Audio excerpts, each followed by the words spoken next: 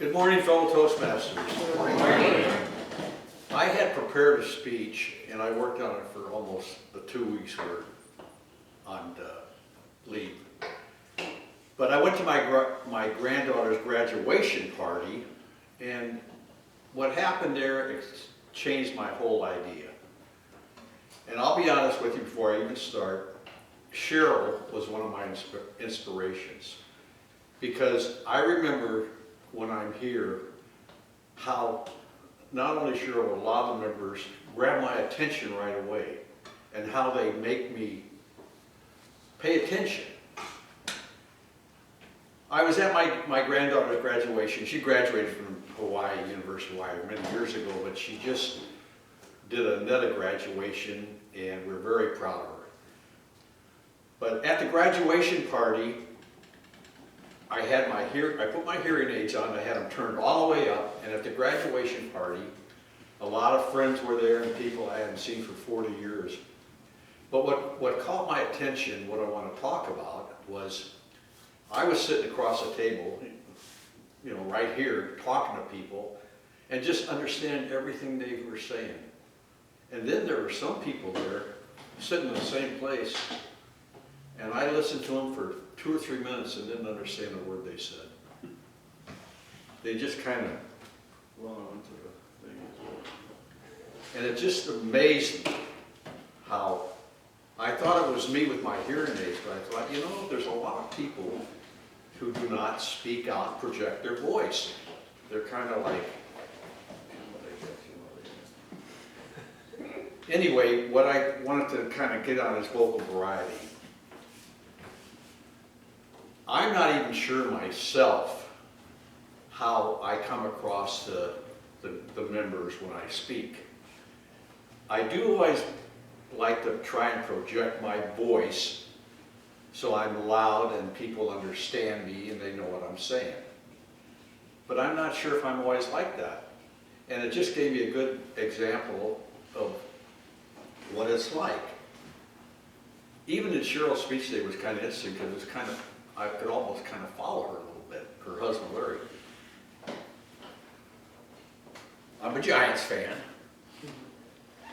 and when I watch the Giants games, they do something good, I don't sit there and go, hey, all right. I go, wow! He did it! Home run! Yeah! Go, go, go, go, go! I'm like that. Kathy can tell you, I drive her nuts. She can hear me a mile away. My neighbors could hear me. When my granddaughter graduated, or any of your kids or family or what graduations, I always go there and I'm one of those that when they're getting their diploma or whatever they're doing, I get up there and I clap and I stand up and I go, all right, Audrey, yeah, go for it. There'll be somebody sitting by me that their child comes up and they're like, and it's like, I'm thinking, yeah, that's okay, maybe that's just the way they are. One of the things that I like to talk about is, put my glasses on.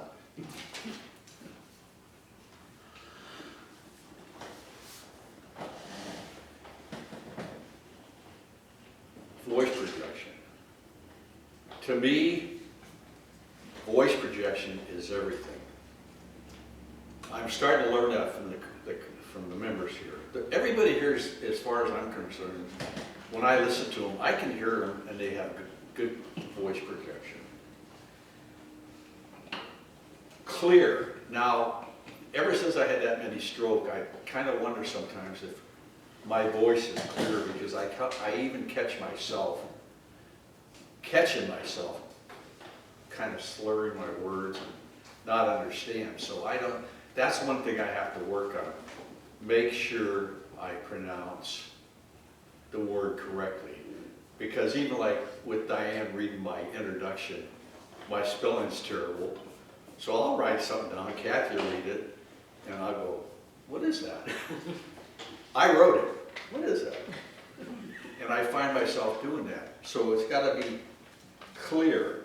Another thing that I like to do, and I think I've learned pretty good, is to really pause when I need to stop. Instead of just rambling on, take a minute and pause. Look around.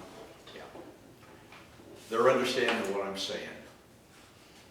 So I guess one of the things I'd like to have, if people make a little note for me, is let me know if I've been clear, if I'm understandable, if my voice projection is out there, if I'm making eye contact.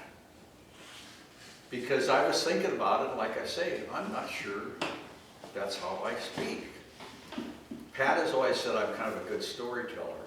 And to me, storytelling for me is kind of being quiet, sitting around a campfire, more silent-like. But see, I just said that, and I don't know if at that volume of people understand me. Voice projection, pauses, loudness, I think is part of a very important speech. I really enjoyed Cheryl's speech today because it's kind of strange how, when she got up there, I thought, oh my God, she's kind of talking, Larry's doing this, and I had a laugh because Kathy and I are the same way. I'm always screaming at Kathy, yeah, yeah, yeah. Can't find this, I don't know what I'm doing. And she comes down, okay.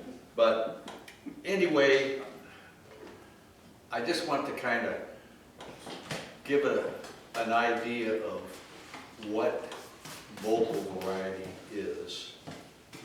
Everybody here knows what it is. But like I say, I wasn't sure if I was actually coming across. Thank you.